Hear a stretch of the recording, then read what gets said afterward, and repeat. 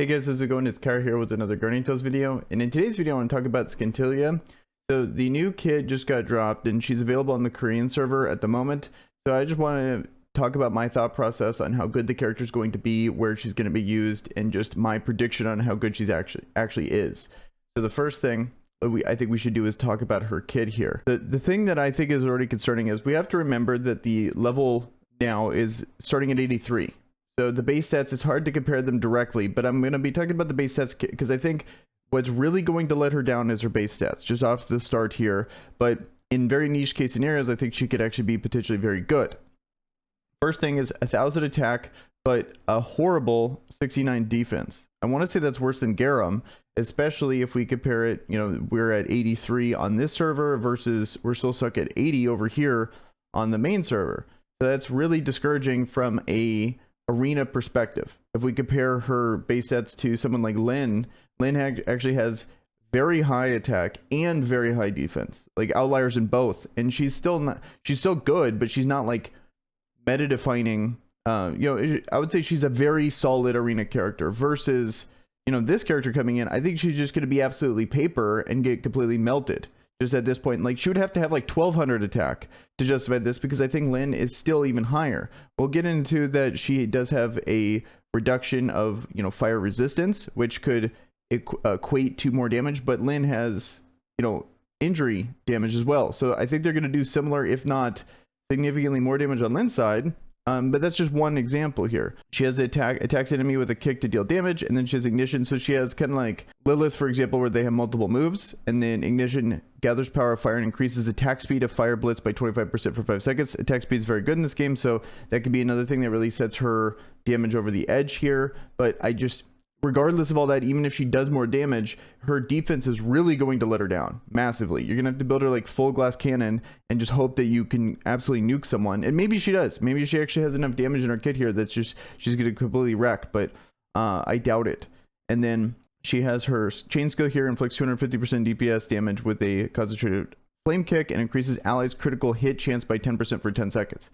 So looking at this kit, I think she's going to be absolutely insane for rating. She's a late game character. I think with her on the team, I find it hard to believe that there's not going to be a good fire team we could finally make. Because at the moment in rating in the end game, a lot of times if there's a boss that's earth, a lot of times people just use an earth team or some other team. They don't actually use a fire team against them. Like right now in this raid, there is a fire team, but it's not even the best damage. It's like right in there with other teams you can use. So I think she's going to really set that over the edge, because we have fire reduction. Finally, we have a she has critical hit chance in her chain skill. She's going to be really good. She has attack speed up. She has 50% melee damage. A lot of fire characters are melee specific.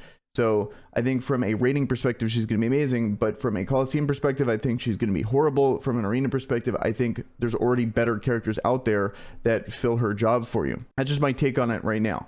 But now that we got her kit, let's talk about her weapon skill here. So weapon skill is on hit, inflict additional 10% DPS damage with 50% chance and reduces fire type resistance by 20% for 3 seconds.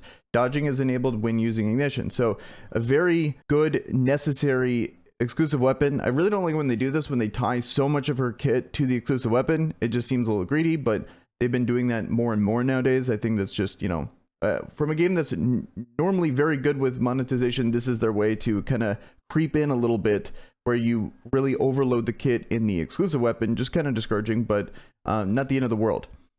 So I think if you're going to pull for her, I think you got to be in game and you got to get her EX. You can't, she's one of those top characters that needs her EX. And then her weapon skill is throws a fiery punch to inflict damage to enemies in her way and puts enemies in a down state. And I like that she's putting them in down state, because she's a melee character. You get 50% extra melee damage from that. So I think overall, like for someone like me, I'm excited to pull her because I have a lot of fire characters on my team, and I would like to try out an actual true fire character. I just finished out getting Lucy up. I have a max limit broken Akiyuki, like her weapons max limit broken, so maybe she fits on the team. It would kind of make sense. We have and then I also have Lynn as well, so you can go like Lynn, Akiyuki, Scintilia, and Lucy. Maybe like there's a lot of potential here. Maybe Pillvice is actually on the team too, because she's melee as well, and maybe you actually put Lucy on other teams, because Lucy's like amazing in a lot of range teams. So there's a lot of potential here when it comes to fire teams finally, and I think she's going to really set them over the edge, and it could actually be viable to run fire teams in a raiding environment. But just looking at her base stats, and I just kind of wanted to show you, just like so you could visually see it, just how bad her base stats are from a defensive perspective. So here, let's actually go to Garam. So Garam is notoriously low defense, and he has 91. So already at level 80, already has 30 more defense. And looking at this, you know, like this all scales with defense percentages. So having a high base really matters. So yes, he already has 170 more attack at level 80 than she does at level 83. So already from a base stat perspective, a character that's notoriously squishy already is better. And he's ranged versus not ranged. Yes, she has a high base HP, which maybe will benefit. I don't know. I just really think she's going to be paper. And then let's look at Lynn. Notoriously really good melee character. Look at this defense. This is base defense, and look at her attack. Already has the same amount of attack at level 80 versus her at 83, and then has 300 more defense. That's hilarious. It's like looking at this, it's just, I even brought her up an example, and then seeing it again, it just really shows just how bad her base stats are. And then let's go to like Mayriel, a support character, quote unquote support character, already has way more defense, has roughly, you know, already right there on attack, probably will have exactly the same amount of attack at level 83. So, and she does a lot of the same things. She has the reduction on her, like the earth resistance. She doesn't have an attack speed boost, doesn't have that going for her. She doesn't have extra damage, kind of like Future Prince or Future Knight on her weapon.